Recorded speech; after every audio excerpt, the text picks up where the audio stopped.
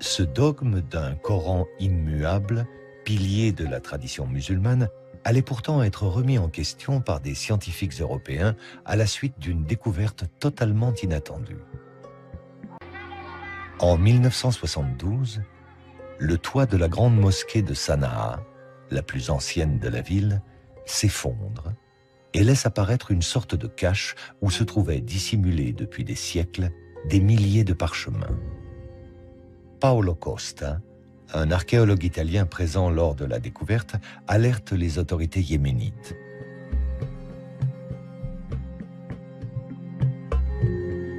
Il s'agirait de fragments de Corans anciens. Une équipe de chercheurs européens procède à une datation au carbone 14 et confirme. Ces fragments datent du tout premier siècle de l'islam, vers l'an 680 de l'ère chrétienne.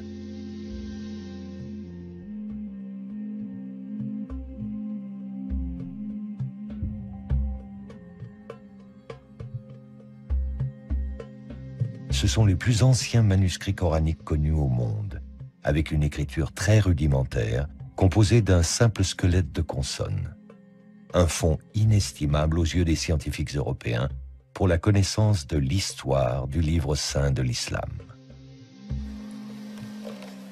Ce fonds est actuellement en cours d'étude et c'est par ce biais que l'on a eu de nouvelles informations sur la transmission du texte coranique dans les premiers temps de l'islam.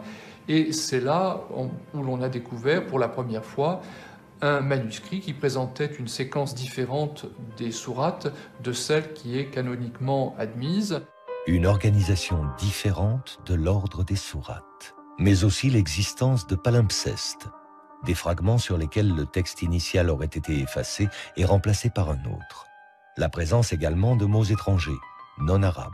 En clair, des différences notables par rapport au Coran tel qu'il est aujourd'hui. Le Coran aurait donc eu, comme les autres livres saints, une histoire. Au cours du premier siècle de l'islam, le texte coranique, son écriture, son organisation, la forme même du livre ont visiblement évolué. Suivant l'expansion de cette nouvelle religion, suivant les conquêtes de nouveaux territoires, l'émergence de versions concurrentes, les jeux de pouvoir religieux et politiques. Une histoire des origines qui s'écrit aujourd'hui entre tradition islamique et analyse scientifique et qui appelle les chercheurs européens et les musulmans à croiser leurs récits et leurs savoirs.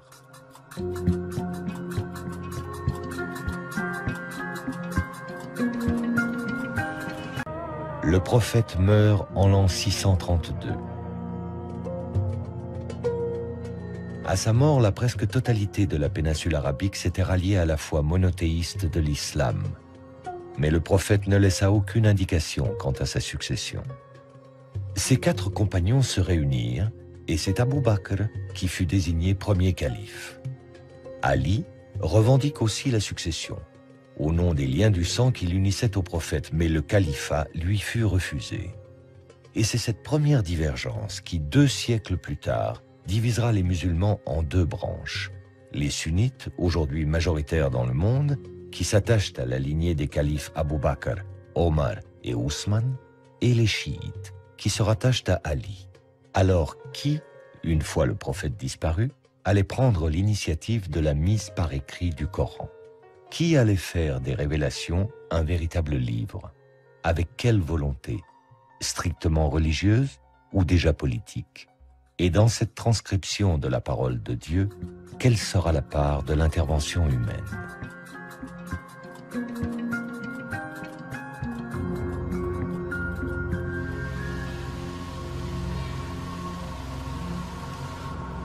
François Desroches est l'un des spécialistes mondiaux de l'histoire des manuscrits arabes.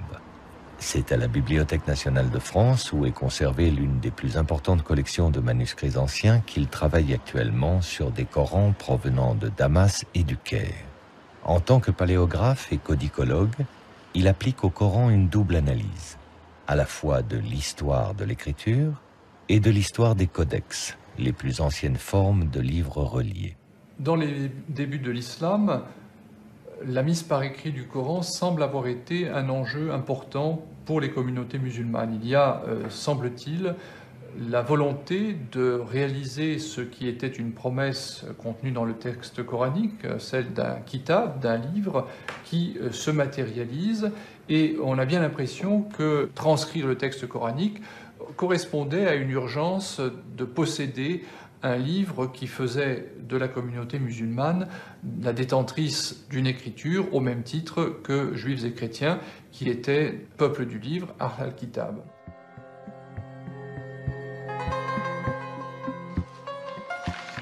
Le manuscrit arabe 328 est l'un des plus anciens exemplaires du Coran aujourd'hui connu. Écrit sur du parchemin, de la peau de mouton, il est daté de la seconde moitié du 7e siècle.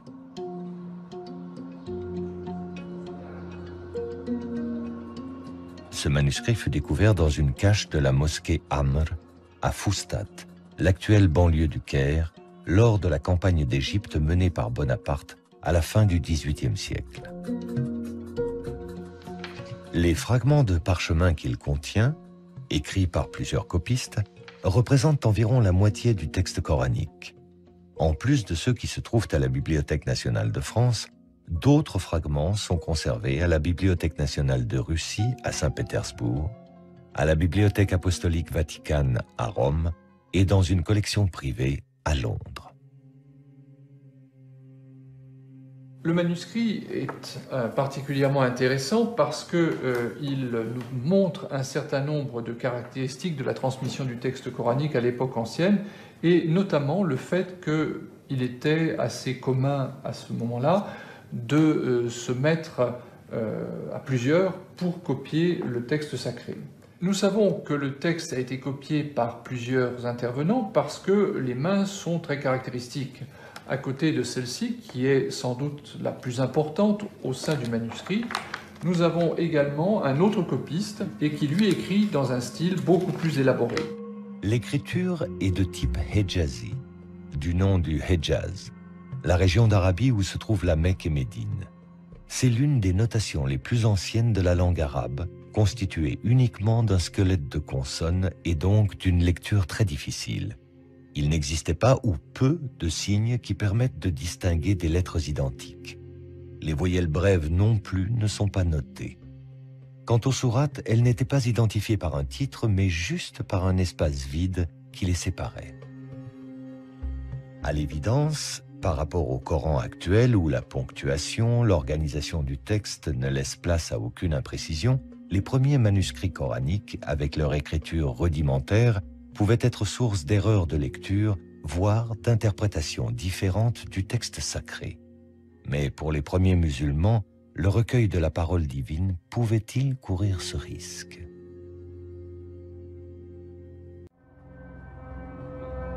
Même utilisée comme aide-mémoire, et malgré ses insuffisances orthographiques, la mise par écrit de la révélation coranique montre la grande confiance que témoignaient les premiers musulmans dans la capacité d'un livre à assurer la sauvegarde de la révélation coranique.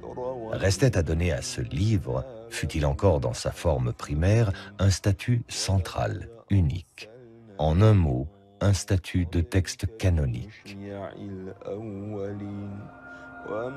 C'est à cette tâche que s'est consacré le calife Ousmane, troisième successeur du prophète Mahomet, et dont le récit de la tradition musulmane a établi précisément les conditions et les enjeux. À l'époque du calife Ousmane, l'empire islamique s'est considérablement étendu. Au nord, vers les provinces de Cham, l'actuelle Syrie, mais aussi à l'est, vers les provinces de Perse, et à l'ouest, vers l'Égypte. Ces conquêtes ont incorporé à l'empire des populations converties à l'islam, mais ne maîtrisant pas la langue arabe. Ferid Haider est étudiant à l'Université libre de Berlin, au département des langues sémitiques et arabes. Mais en tant qu'imam, il est à ce titre porteur de la tradition musulmane. Un enseignement qu'il a reçu à l'Université Al-Azhar du Caire, haut lieu du savoir islamique. Voilà pourquoi il y eut parmi les musulmans des désaccords concernant la récitation du Coran. notamment dans des endroits très éloignés de la Mecque et de Médine, ces berceaux de l'islam. Et les musulmans commencèrent à se disputer, en particulier lors de 2 batailles contre les Arméniens et les Azéris. Et l'un des plus proches compagnons du prophète Mahomet, qui portait le nom de Hudayfa, était présent lors de ces batailles. Et quand il s'en revint après avoir vu ces conflits entre les musulmans, il alla sur le champ retrouver Ousmane ibn Affan, qui était le calife de l'époque. Et il dit à Ousmane ibn Affan: « Oh Ousmane, sauve cette Oumma, sauve cette communauté avant qu'elle ne se divise et avant qu'elle ne se dispute au sujet de son livre, comme l'ont déjà fait les Juifs et les chrétiens avant eux. »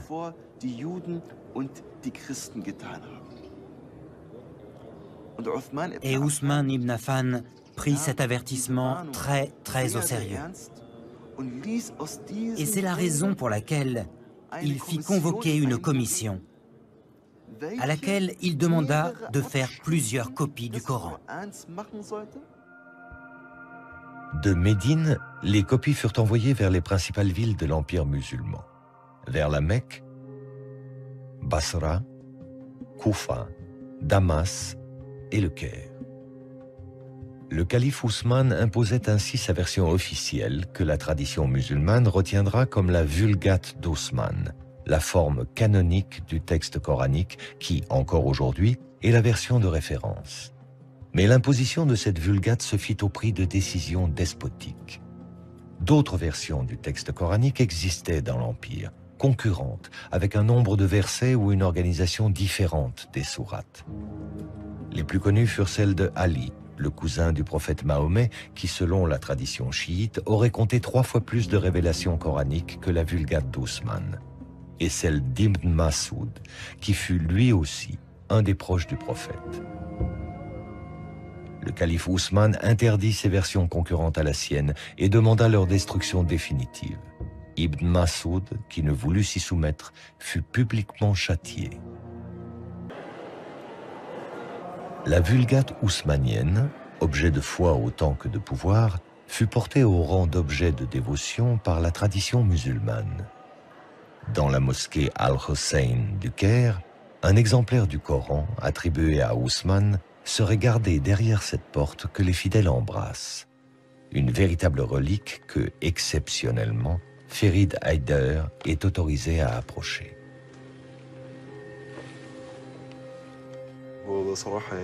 À vrai dire, c'est un très grand moment pour moi. Ceci est bien l'un des exemplaires du Coran qui a été écrit à l'époque d'Ousmane. Que Dieu soit satisfait de lui. Tout simplement, on s'accorde pour dire que ce Coran est l'une des 6 copies que le calife Ousmane avait ordonné d'écrire. On peut voir les pages et prendre connaissance de cette écriture. Il est grand au nom d'Allah. Il n'y a ni ponctuation ni voyelle. Bismillah.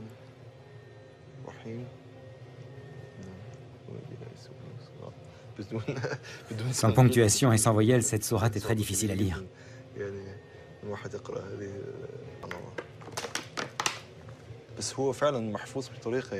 Franchement, la conservation est superbe. Il y a plus de 1400 ans, c'est vraiment très ancien. Si vieux et malgré cela, gloire à Dieu, on dirait qu'il a été écrit il y a à peine 100 ans. Dieu est grand. C'est merveilleux. On dit qu'il y a des taches de sang dans ce Coran. Je ne sais pas à quelle page elles se trouvent. Pourtant, elles existent bel et bien, mais j'ignore où.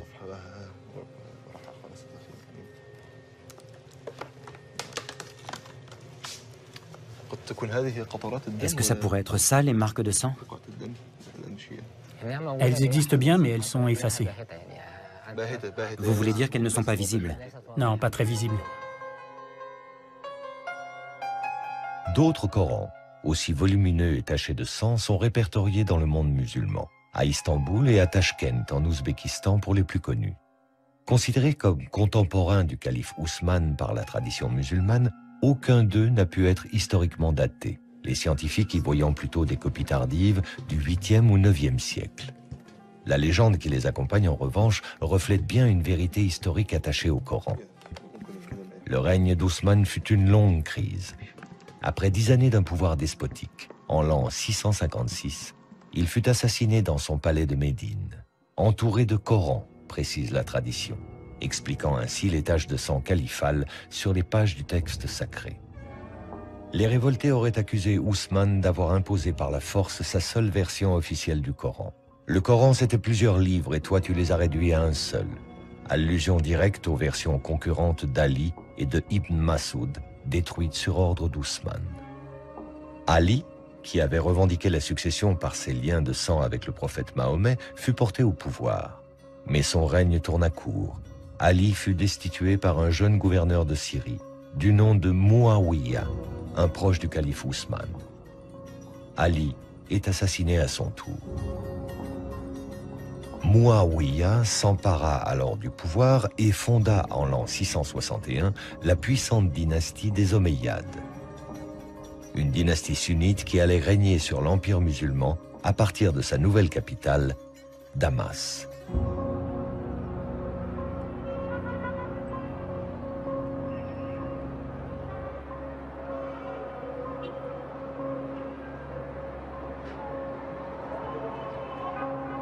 Trente années à peine après la mort du prophète Mahomet, et une fois mise en place une première version canonique du texte sacré par le calife Ousmane, le Coran allait, sous les Omeyyades, entrer dans la seconde phase de son histoire.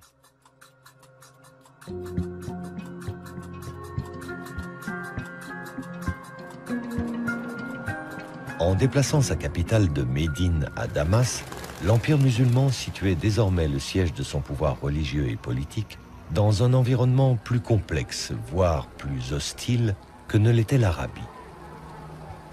Il fallut d'abord faire face à la révolte des chiites, menée par le fils d'Ali, Hussein, qui sera massacré à Karbala, en Irak, décapité par les armées omeyyades lors d'une bataille.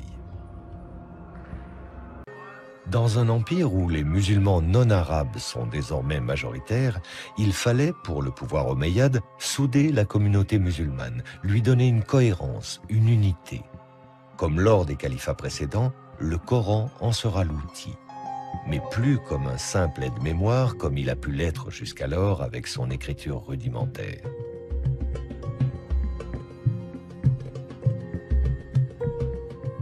Pour le calife omeyyade Abd al-Malik, l'amélioration de la Vulgate d'Ousmane s'imposait.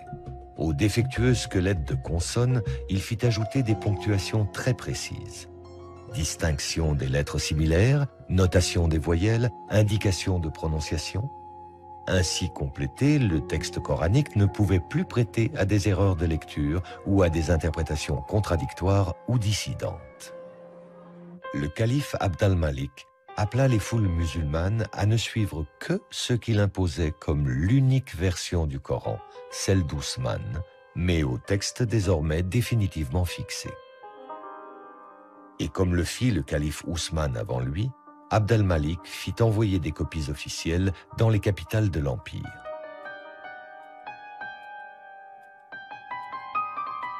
Moins d'un siècle à peine après la disparition du prophète Mahomet, l'islam, au même titre que les deux religions révélées, détient son livre. L'œuvre du calife Ousmane et sa volonté d'un Coran unique et unifié sont enfin accomplies.